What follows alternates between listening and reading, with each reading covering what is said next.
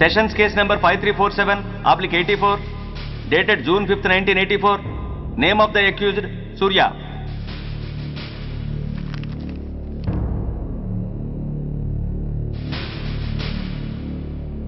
Proceed. Your honour, ఈ నేరస్తుడిని కఠినంగా శిక్షించండి అని వాదించడానికి కూడా ఒక్క నిమిషం ఆగి, అతని వయసును సమీక్షించుకోవాల్సినంత చిన్న వయసులో ఇతను 2 హత్యలు చేశాడంటే మన న్యాయ వ్యవస్థ మొత్తం ఒక్కసారి మళ్లీ ఆలోచించుకోవాల్సిన పరిస్థితి ఏర్పడింది.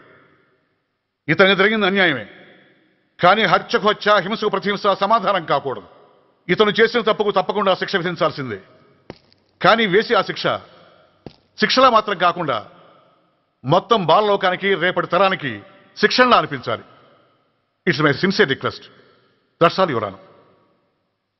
బాబు, నువ్వు చెప్పుకోవాల్సింది ఏమైనా ఉందా? ఆ హత్యకు సంబంధించిన అన్ని వివరాలు మాకు తెలిసిన ఎక్స్ మినిస్టర్ ఈ ఊళ్ళో పవర్ఫుల్ పర్సన్ అయిన చౌడప్పకి అగెనిస్ట్ గా సాక్ష్యం చెప్పడానికి ఎవరూ ముందుకు రాకపోయేసరికి కేసు క్లోజ్ చేయాల్సి వచ్చింది. మీలాంటి ధైర్యవంతులు ఊరికి ఒక్కరుంటే చాలు, మా డిపార్ట్మెంట్కి ఎంతో హెల్ప్ అవుతుంది. దేశం కోసం ప్రాణాలు ఇవ్వడానికి సిద్ధపడ్డ సైనికుడిని నేను. మేం కాపాడుతున్న దేశంలో ఇలాంటి కిరాతులు ఉండటానికి వీల్లేదు. ఇదిగోండి కంప్లైంట్, వెంటనే కేసు బుక్ చేయండి. మీరు ఎప్పుడు రమ్మంటే అప్పుడు నేను కోర్టుకు రావడానికి సిద్ధం. Thank you. I appreciate your spirit. Thank you. అవసరమైనప్పుడు కబురు పెడతాను, మీరు తప్పకుండా రావాలి. ష్యూర్.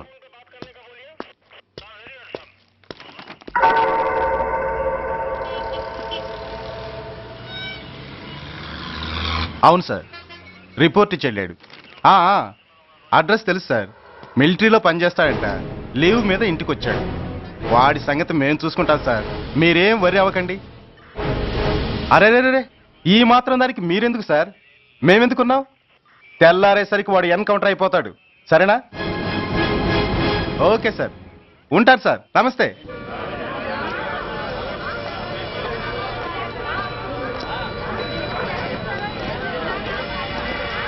నాన్న, మనం ఈ ఊరోజులు ఎందుకు వెళ్ళిపోతున్నాం? ఈ ఊళ్ళో కొందరు చెడ్డోళ్ళు ఉన్నారు బాబు. ఎవరు వాళ్ళు?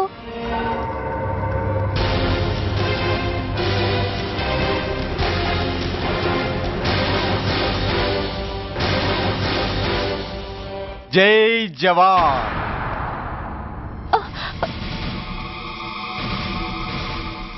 కోర్టుకొచ్చి సాక్ష్యం చెబుతా అన్న మిలిటరీ ఆయన చెప్పా పెట్టకుండా ఊరొదిలి పారిపోతున్నారే. రేయ్, నేను సైనికుణ్ణిరా. వెన్ను చూపించి పారిపోవడం నాకు అలవాట్లేదు. కాకి బట్టలు తొడుక్కొని అలాంటి లుచ్చాల దగ్గర పాకి పని చేసే ఇలాంటి వాళ్ళ పని పెట్టడానికి మళ్ళీ తప్పకుండా తిరిగి వస్తానురా. అంత లేదమ్మా, అసలు నువ్వు ఇక్కడి నుంచి వెళితే కదా తిరిగి రావటానికి. తమ్ముంటే ఆపండిరా. రండిరా.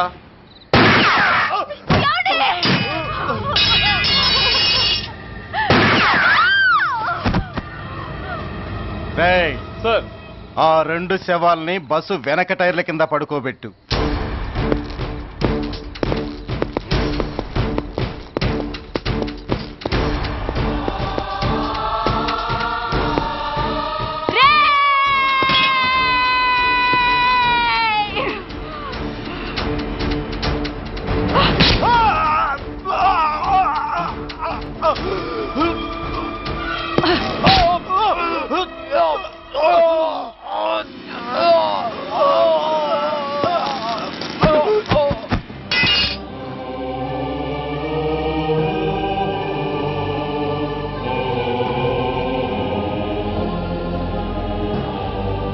నాకు తుపాకీ ఇప్పించాడు సార్. ఇక్కడున్న పోలీసులందరినీ చంపేస్తాను సార్. వాళ్ళు మంచి వాళ్ళు కాదు సార్. మా నాన్న దేశాన్ని కాపాడే సైనికుడు సార్. మా అమ్మని నాన్నని అన్యాయంగా చంపేశారు సార్ ఈ పోలీసులు. అసలు పోలీసు అనేవాడు బతకూడదు సార్, బతకూడదు. నాకు తుపాకీ ఇప్పించండి సార్, ఇప్పించండి, ఇప్పించండి.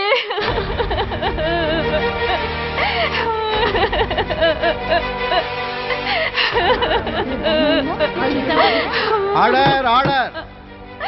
The judgment is reserved. Court is adjourned. ఏ తలబట్టేసిందా? మీరా? ఏమా బాగున్నారా? బాగున్నానన్నయ్య. రండి కూర్చోండి. ఏరా, బోర్డర్లో ఉండాల్సిన వాడి కోర్టులో పరిశీలన అయ్యావు. ఎంతసేపు అయింది వచ్చి? ఈ కేసు హియరింగ్ స్టార్ట్ అయ్యేసరికి వచ్చామన్నయ్య. ఇంతకీ ఆ అబ్బాయికి ఏం శిక్ష పడొచ్చు? ఏముందమ్మా, మైనర్ కాబట్టి కొన్నాళ్ళ పాటు రీఫార్మ్ స్కూల్ పంపించాల్సి ఉంటుంది. ఆ శిక్ష వేసేసి చేతులు దులిపేసుకుంటారు అంతేగా? నేరం చేసిన వాడికి శిక్ష వేయటం చేతులు దులుపుకోవడం ఎలా అవుతుందిరా? వాడు చేసింది తప్పు కాదని నీ అంతరాత్మకు తెలియదా? మన దృష్టిలో తప్పు కాకపోయినా చట్టం దృష్టిలో అది నేరం. దానికి శిక్ష వేయక తప్పదు. అసలు శిక్ష అనేది ఎందుకురా? మనిషిలో పరివర్తన తేవటానికి. మీరు వేసే శిక్ష వాడిని తప్పు తెలుసుకొనివ్వదు, తప్పుదారిలోకి మళ్ళిస్తుంది. ఏంటో నువ్వు అనేది? ఆ పసి మనసులో ఎంత ఆవేదన ఆవేశం ఉన్నాయో చూశావు కదా.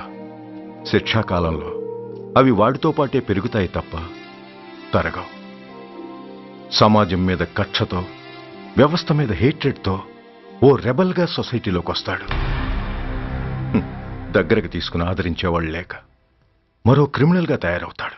ఇంతకీ నువ్వు అనేది ఏమిట్రా? మా కన్న కొడుకు ఎలాగూ పోయాడు, వాణ్ణి మేం పెంచుకుంటాం. Yes, we want to adopt him. I appreciate your humanity major Bhargav, but చట్టానికి విచారణ చేయటంలోనూ శిక్ష విధించటంలోనే కాదు, ఆ శిక్షను అమలు చేయటంలో కూడా కొన్ని పరిమితులుంటాయి. శిక్షాకాలం పూర్తి కాకుండా అతన్ని మీకు హ్యాండ్ ఓవర్ చేయటం కష్టం అవుతుంది. ఇంతకీ ఆ కుర్రాడి మీద మీకు ఎందుకంత ఇంట్రెస్ట్? అతను ఓ సిన్సియర్ మిలిటరీ మ్యాన్ కొడుకు సార్. అంటే ఆ చనిపోయిన అతను? He was my subordinate sir. Oh, I see. Okay, I will do one thing. ప్రస్తుతానికి ప్రొసీజర్ ప్రకారం అతన్ని రిఫార్మ్ స్కూల్కి పంపిద్దాం. ఈలోగా గవర్నమెంట్కి, లా అండ్ ఆర్డర్ డిపార్ట్మెంట్కి స్పెషల్ పర్మిషన్ కోసం అప్లై చేసి వాళ్ళని ఒప్పిస్తాను. ఆ తర్వాత అతన్ని మీరు తీసుకెళ్ళవచ్చు. Thank you very much sir. వస్తాం సార్. మంచిది. మేజర్ గారు, ఆ కుర్రాడిని మీరు ఏం చేద్దాం అనుకుంటున్నారు? ఏ డిపార్ట్మెంట్ అయితే అధికార దుర్వినియోగం చేసి ఓ నేరస్తుని తయారు చేసిందో అదే డిపార్ట్మెంట్లో చేరుస్తాను. I will make him an honest police.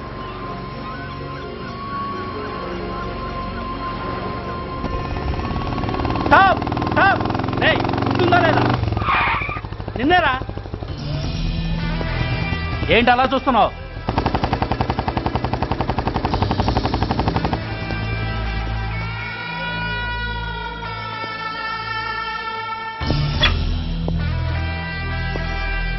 ఏంట్రా, ఏంటి మీదకి వస్తున్నావు? ఏమన్నావురా? సిగ్నల్ పడకుండా ఎందుకు వెళ్ళావు? నన్ను నువ్వు ఏమన్నావు? బుద్ధి ఉందా లేదా అన్నాను.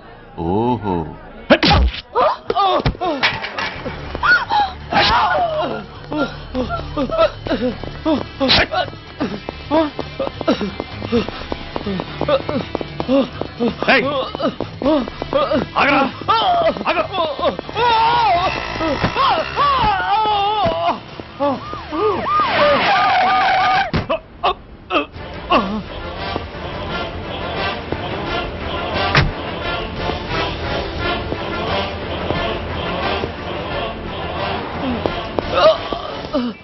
అతని హాస్పిటల్కి తీసుకెళ్ళండి.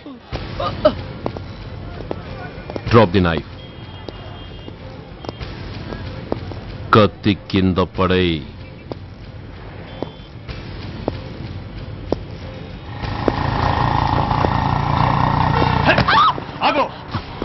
ముందుకొస్తే దీన్ని చంపేస్తా. చంపే. చంపితే ఏమవుతుంది? నిన్ను చంపడం నాకు ఇంకా తేలికవుతుంది. కమాన్, చంపే. ఆలోచిస్తావే కిల్లర్?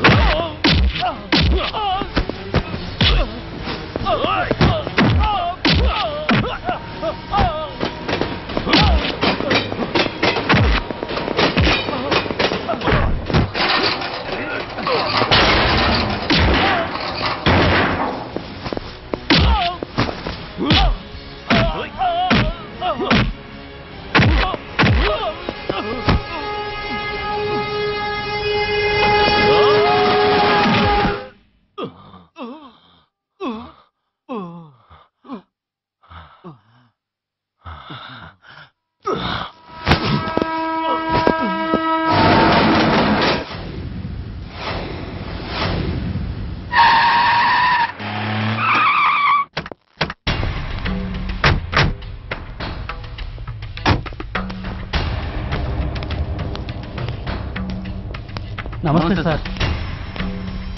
నమస్తే సార్.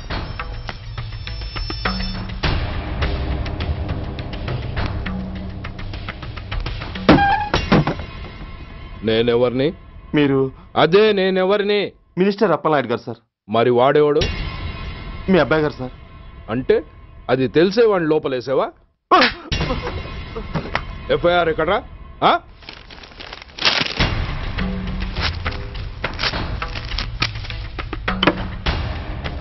నువ్వే నా రైటర్వి? అవును సార్.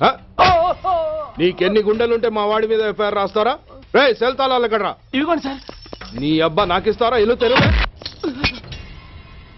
అసలు ఎవడ్రా నా కొడుకుని అరెస్ట్ చేసింది? ఏసీపీ సూర్య గారు అంటున్నానా? తూ నీ అబ్బా సిగ్గు లేదురా? ఆడంగి నాయల్లా తన్నులు తినొస్తారా? నా కడుపున చెడబుట్టావు కదరా. వెళ్ళు కార్లో కూర్చో. రేయ్ అసలే అడ్డదారులు అసెంబ్లీకి వెళ్ళినోడిని. నాకు సంబంధించిన విషయంలో ఎవడన్నా అడ్డొచ్చాడో అడ్డంగా నరికేస్తా. ఆ విషయం మీ ఏసీపీ గడికి చెప్పు.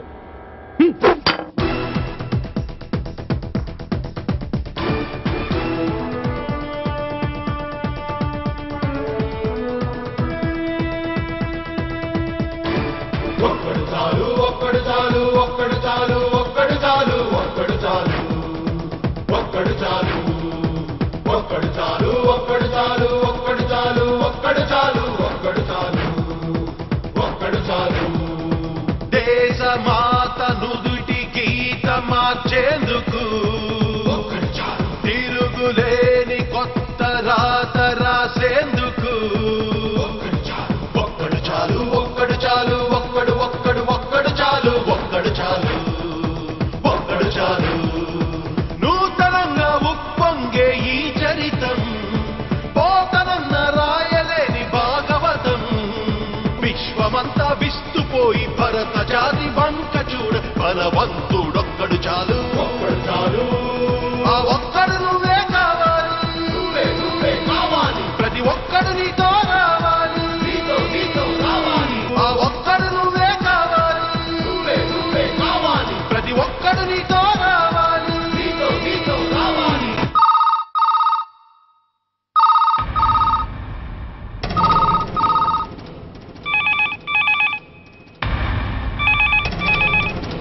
Commissioner here. ఏంటి ఏ పోలీస్ స్టేషన్లోనూ ఫోన్లు ఎత్తడం లేదా? ఏమయ్యారు వీళ్ళంతా?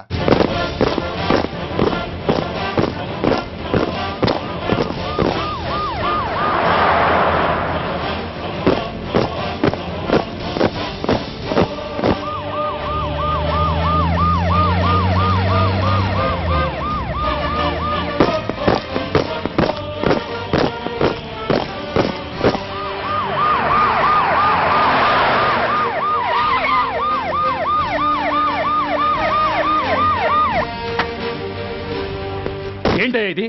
What is non sense? Uniform తీసేసి పోలీస్ స్టేషన్ మూసేసి బజారు పడతారా? మీరు పోలీసులు అనుకుంటున్నారా గొండాలు అనుకుంటున్నారా? విలువలేని యూనిఫామ్స్ ఒంటి మీద ఉంటే ఊపిరాడడం లేదని తీసేసాం సార్. పందులు పందికుక్కులు స్టేషన్లోకి వచ్చేస్తుంటే వాటిని ఆపే శక్తి లేక తాళాలు వేసేసాం సార్. మిస్టర్ సూర్య, పోలీసు వ్యవస్థ లాంటి ఎమర్జెన్సీ సర్వీసుల్లో ఇలా సమ్మెలు చేయడం నిషేధం. అదే ఎందుకని sir? Government doctors, nurses, postal department కూడా ఎమర్జెన్సీ సర్వీసులే. వాళ్ళు హక్కుల కోసం స్ట్రైక్ చేయడం లేదా? ఆఖరికి మాకు ఓ గుర్తింపు రిజర్వేషన్లు కావాలని కొజ్జాలు కూడా స్ట్రైక్ చేస్తున్నారు. వాళ్లకున్నపాటి విలువ గౌరవం కూడా మాకు లేవా sir? Mister Surya, you are crossing your limits. మీరు ఇలా చేయటం వల్ల కామన్ పీపుల్ ఎంత సఫర్ అవుతారో ఆలోచించారా? పోలీస్ అనేవాడు కూడా ఓ కామన్ మ్యాన్ అనేది మర్చిపోకండి సార్. ఇంతకీ మీకు ఏమన్యాయం జరిగిందయ్యా? సార్, ఒక ట్రాఫిక్ కానిస్టేబుల్ తన డ్యూటీని సక్రమంగా చేసినందుకు ఒక లుచ్చా విధవ కత్తితో పొడిచి చంపబోయాడు. వాడిని అరెస్ట్ చేస్తే వాడి బాబెవడో మినిస్టర్ అప్పలనాయుడు అంట. వాడొచ్చి మన ఊపిరితో సమానమైన ఎఫ్ఐఆర్ని వాడు మందు కొట్టి మూతి తుడుచుకునే ముండకొంగు నలిపినట్టు నలిపి పారేసి అది రాసిన రైటర్ని డ్యూటీలో ఉన్న ఎస్ఐని సెంట్రీని కొట్టి దమ్ముంటే నా కొడుకు మీద చెయ్యేసి చూడంట్రా అడ్డొచ్చిన వాడిని అడ్డంగా నరుకుతానని ఛాలెంజ్ చేసి మరి వాడు కొడుకుని తీసుకెళ్లిపోయాడు సార్. ఇలా ప్రతి అడ్డమైన వాడు వచ్చి దౌర్జన్యంగా ఖైదీల్ని తీసుకుపోతుంటే ఇంకెందుకు సార్ మాకు ఈ వాచ్మ్యాన్ ఉద్యోగాలు? బ్లాక్ లో టికెట్ అమ్ముకునే వాడిని లాకప్ లో పెడితే మున్సిపల్ చైర్మన్ ఫోన్, ఓ రౌడీ విధవను అరెస్ట్ చేస్తే ఎమ్మెల్యే ఫోన్, ఓ రేపిస్ట్ అరెస్ట్ చేస్తే మినిస్టర్ ఫోను. అందరికీ రూల్స్ అండ్ రెగ్యులేషన్స్ ఉంటాయి, కానీ మా పోలీస్ వాళ్ళకి మాత్రం రూలింగ్ లో ఉన్నవాడి మాట వినడం ఒక్కటే రూలు. కాదని ఎదురు తిరిగితే సస్పెన్షన్లు లేదా ట్రాన్స్ఫర్లు. కాకి బట్టలు వాళ్ళింటి కర్టెన్స్ అనుకునే ఇలాంటి మినిస్టర్స్ ని గుడ్డనోడు తీసి నడి రోడ్డు మీద నడిపించాలి sir. Control your self mister Surya. Control చేసుకోవడానికి ఇది ఆవేశం కాదు సార్, ఆవేదన. ఒక పొలిటీషియన్ కారిడోర్ తీయడానికి పోలీస్ కావాలి. వాడు చేసిన తప్పుడు పని వల్ల కడుపు మండిన అన్నల బుల్లెట్ల గడ్డుగా పోలీస్ కావాలి.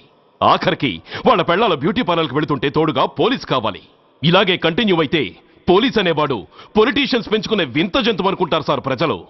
సార్, ఈ దేశంలో హిందువులకో న్యాయం, ముస్లింలకో న్యాయం, సిక్కులకో న్యాయం ఉన్నట్టే పొలిటీషియన్స్కో న్యాయం, రౌడీలకో న్యాయం, పబ్లిక్కో న్యాయం ఉండేలా రూల్ ఒకటి తీసుకురండి సార్.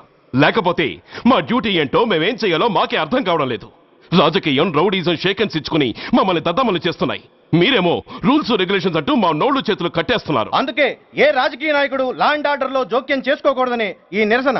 అంతేకాదు, చట్టాన్ని అవమానించి పోలీసుల్ని కొట్టివెళ్లిన మినిస్టర్ తన కొడుకుని తనే స్వయంగా తీసుకొచ్చి మాకు అప్పగించాలి. మా వాళ్ళని కొట్టినందుకు అతను మా అందరికీ క్షమాపణ చెప్పాలి. అతను మంత్రియా? తప్పు చేసింది మంత్రైనా మంత్రసానైనా ఒక్కటే సార్. అయితే మీ నిర్ణయంలో మార్పు లేదా? Sorry sir. సారీయా? నేనెందుకు చెప్పాలి సారీ? అయినా అంత టెన్షన్ పడతారు ఎందుకు? 2 రోజులు కడుపులు మారితే వాళ్ళే దిగొస్తారు. వాళ్ళ పరిస్థితి చూస్తే అలా లేదండి, చాలా పట్టుదలగా ఉన్నారు. మరీ అంత నెత్తికి ఎక్కితే వాళ్ళని పీకి పారేసి కాస్త ఒడ్డు పొడుగున్న వాళ్ళని వేసుకుంటాం, అంతేగా? ఏంటే అప్పలనాయుడు, పోలీసులు అంటే పొలాల్లో పనిచేసే కూలీలు అనుకుంటున్నావా? ఈ ఊరోడు పనిలోకి రాకపోతే పొరుగురు నుంచి లారీలో తెచ్చుకోవడానికి వాళ్ళకి వీళ్ళకి పెద్ద తేడా ఉందండి. ఆపోయా, మినిస్టర్ తర్వాత కాస్త డిగ్నిటీ మెయింటైన్ చేయొద్దు. పోలీస్ స్టేషన్కి వెళ్ళి పోలీసుల మీద గుండెలా దౌర్జన్యం చేస్తావా?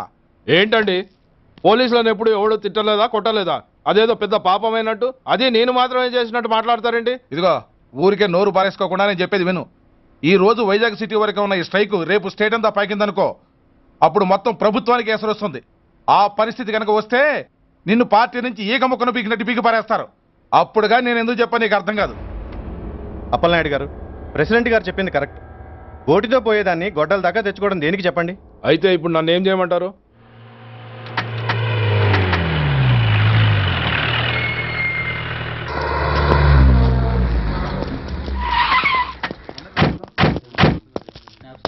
హలో, మా ఈ నిరసన పబ్లిసిటీ కోసం కాదు, మా ప్రాబ్లం సాల్వ్ చేసుకోవడం కోసమని మీకు ముందే చెప్పాను.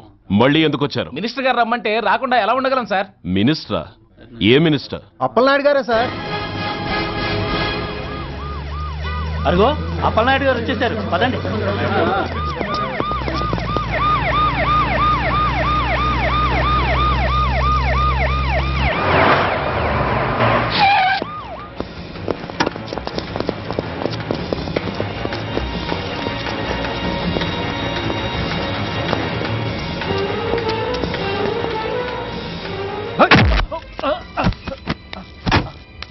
నా కొడక, ఏమనుకుంటున్నారా? నువ్వేమన్నా పెద్ద రౌడీవా? నా పరువు తీసేసావు కదరా, నా కడుపును చెడబుట్టావు కదా. పోలీసులు అంటే ఎవరు అనుకుంటున్నారా? వాళ్ళు మనల్ని కాపాడేవాళ్ళరా, వాళ్ళనే అవమానిస్తావా? వెళ్ళరా, వెళ్ళి వాళ్ళ కాళ్ళ మీద పడి క్షమాపణ అడుగు, వెళ్ళవు. వీడు చేసిన వెధవ పని తెలియక కన్న తండ్రిగా తొందరపడి వీడిని తీసుకెళ్లాను. నిజం తెలిసాక ఓ బాధ్యత గల మంత్రిగా జరిగిన దానికి సారీ చెప్పి వీడిని మీకు అప్పగిస్తున్నాను. నన్ను క్షమించండి. చాలా థ్యాంక్స్ అండి. ఇంకా మీరు కెమెరాలు ఆపండి. మినిస్టర్ గారు మిమ్మల్ని పిలిపించిన కార్యక్రమం అయిపోయింది, మీరంతా బయలుదేరచ్చు ప్లీజ్. పిలవగానే వచ్చినందుకు మీ అందరికీ చాలా థ్యాంక్స్.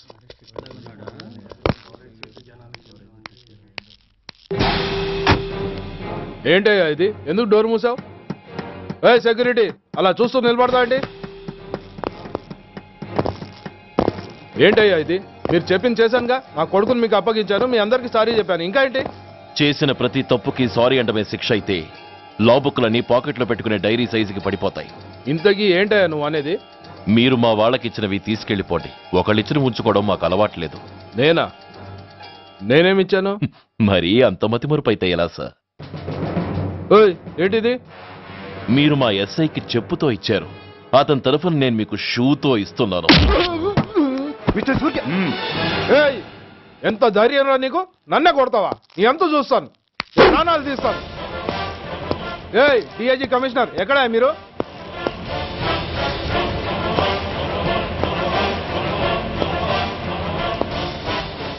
ఇది మా రైటర్కిచ్చింది, ఇది మా సెంట్రీకిచ్చింది. ఇక ఒకటి మిగిలింది. ఇంకోట ఏంటది? ఈ ఎఫ్ఐఆర్ ని నడిపినందుకు.